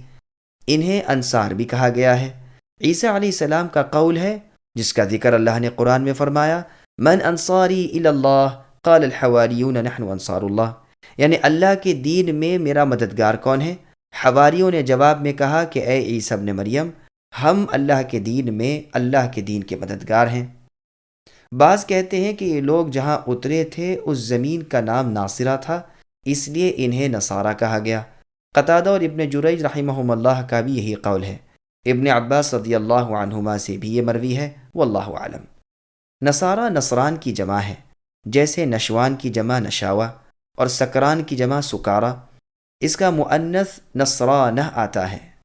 اب جب کہ خاتم النبیین کا زمانہ آیا اور رسول اللہ صلی اللہ علیہ وسلم تمام دنیا کی طرف رسول و نبی بنا کر بھیجے گئے، تو ان پر اور ان سب پر آپ صلی اللہ علیہ وسلم کی تصدیق و اتباع واجب ہوئی، اور رسول اللہ کی امت کا نام مؤمن رکھا گیا ان کے ایمان و یقین کی پختگی کی وجہ سے، اور اس لیے بھی کہ ان کا ایمان تمام اگلے انبیاء علیہم السلام پر بھی ہے اور تمام آنے والی باتوں پر بھی۔ سابق کون لوگ ہیں؟ سابق کے معنی ایک تو بے دین اور لا مذہب کے کیے گئے ہیں، اور اہل کتاب کے ایک فرقے کا نام بھی یہ تھا جو زبور پڑھا کرتے تھے۔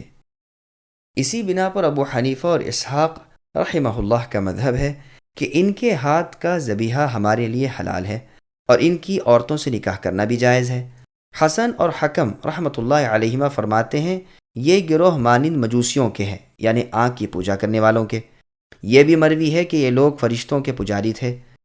زیاد نے جب یہ سنا تھا کہ یہ لوگ 5 وقتہ نماز قبلے کی جانب پڑھا کرتے ہیں تو ارادہ کیا کہ انہیں جزیہ معاف کر دیں، لیکن ساتھ ہی معلوم ہوا کہ وہ مشرک ہیں تو زیاد اپنے ارادے سے باز رہے۔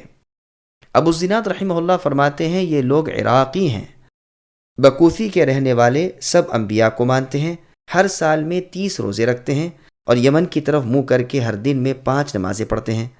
وہب ابن منبہ رحمہ اللہ کہتے ہیں کہ اللہ تعالیٰ کو یہ لوگ جانتے ہیں، لیکن کسی شریعت کے پابند نہیں اور کفار بھی نہیں۔ عبد الرحمن ابن زید رحمہ اللہ کا قول ہے کہ یہ بھی ایک مذہب ہے۔